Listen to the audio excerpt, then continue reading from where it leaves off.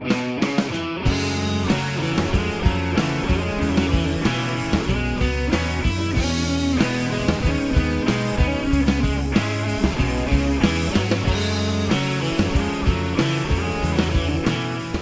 it's a great model for testing controversial solutions, and it gets people talking quite openly and quite honestly and joking about things that could be done and testing boundaries. So that's really useful because generally when we talk about issues, we don't go that far outside of our box. We stay in the safe space, and this is forcing us not to do that. Look, I think it's been a really interesting discussion, and it's fascinating to watch how the health sector breaks into groups and identifies the issues. It's interesting to see the range of views coming out for the first scenario which we've just completed. But it did strike me that that people were playing their roles very seriously. Today I played the role of a patient, someone who had a lot of comorbidities, mental health issues, obesity problems, fairly socially isolated, someone who didn't know the health system that well and was perhaps a bit suspicious of it. So probably someone that the health system doesn't relate to that easily. It's interesting that policymakers were not talking to primary care providers and advocates weren't talking to each other, and the patient was basically being listened to and then talked about. And it struck me that it's important that those interests always work together in terms of providing and planning for better care services, and I think that was the lesson of the morning for me so far.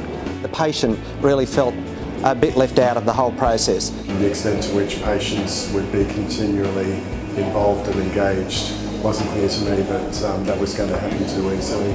No one has the answers when it comes to good health care, good health planning, good health provision, and I think it's the fact that even when you don't think about it, the whole network is a team, is something that is reinforced by a simulation like this, and that interdependence is so important.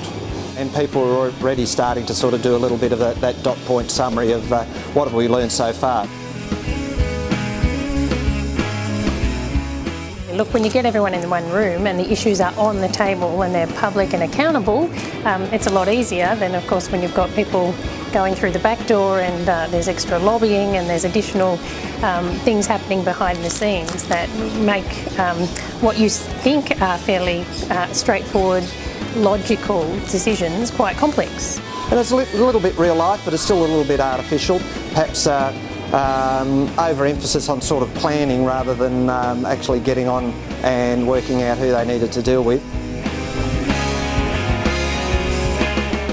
I think the whole issue of silos, so obviously providers, funders, regulators, we all sit in our different silos. We don't talk to each other enough, but we don't engage with the patients, and it's the patient who really sees the health system in its totality at the one time, and I think they would do well to actually talk to that person who's at the middle of it.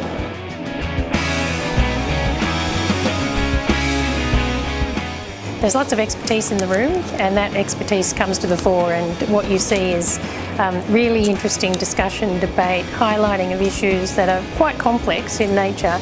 And generally, I think it's always surprising when you reach agreement, despite those really different views and ways of approaching what are complex scenarios.